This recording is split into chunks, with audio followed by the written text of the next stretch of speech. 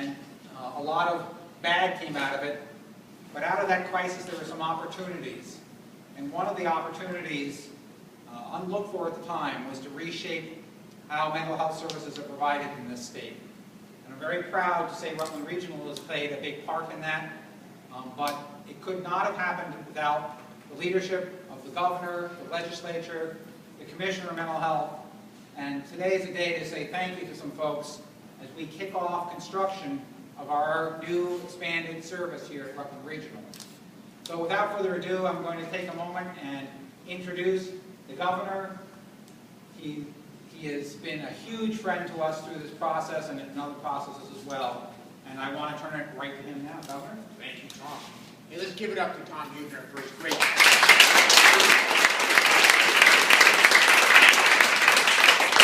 I also want to acknowledge the team here. First, your legislative delegation has worked so hard to make this moment possible.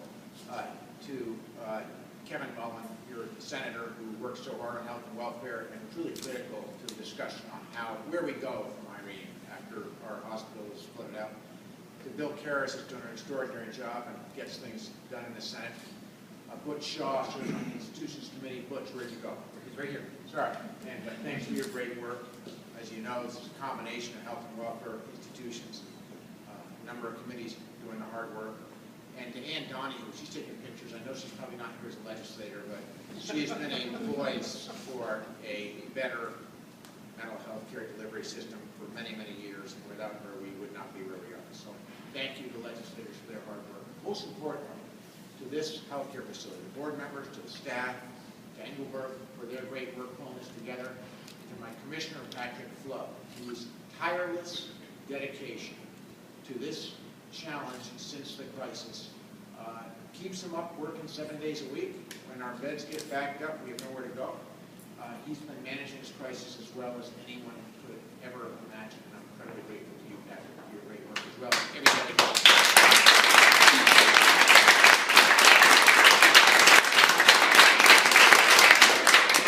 Well, let's talk for a second about why these beds are so important and why we have taken the tragedy of Irene and turned it into an opportunity for Vermont.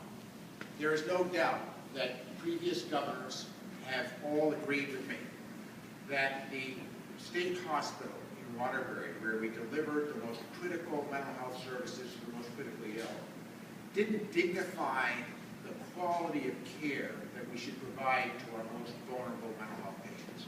I mean, to put it in plain English, the building was a dump, and it has been for a long time, which is why 10 years ago, the federal government, CMS, said, we are condemning this facility. We will not give you one more federal dime to give critical care in that hospital until you get out of there. And governor after governor seemed to avoid the tough choice. Then the storm happened. And I, collectively with a lot of advocates for mental health around the state, made a promise. We'll turn this into an opportunity. We'll never go back. Let's instead design the best mental health delivery system in America. What does that mean? What we know about mental health patients is they are no different than any other disease. When my mom and dad get sick, whether it's cancer, or kidney disease, or the challenge of old age in Vermont, they don't want to be far from home. They want to receive their care as close to home as they can get it.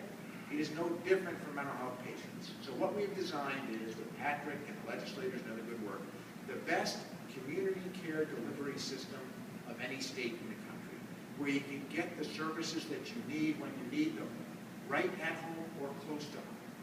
Then if you need critical care, instead of having to go to a critical care facility in Waterbury, under the new system, you'll be able to go to Rutland Hospital. This is one of the greatest healthcare facilities in the state of Vermont. People all over central Vermont can come right here for state-of-the-art, extraordinary critical care. If you live in Brattleboro or Bennington, you have a choice between Rutland or Brattleboro, where the retreat will be providing 14 beds. And then, best of all, a new state-of-the-art facility in Berlin.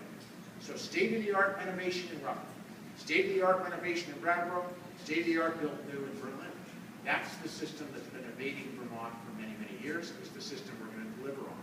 And I just want to say how proud I am of this community, of this hospital, of Tom Huebner and the board, of the care providers here, of the great doctors that you're going to hear from shortly, in allowing us to make this possible. You've been a part. You said right from the beginning, and when I called Tom and said we got a crisis, he said, Governor, we in Rutland are with you in helping us solve this problem, and we want to be a part of the solution. So I came down here today to say thank you. Opening these beds, we can't wait. We're backed up. As I've been very honest about as governor, we have folks in need of critical care right now who are not in the facilities that they should be in to receive that care. We're in a crisis. It's because of the good healthcare workers here at Rutland and other places that we're eking our way through this crisis.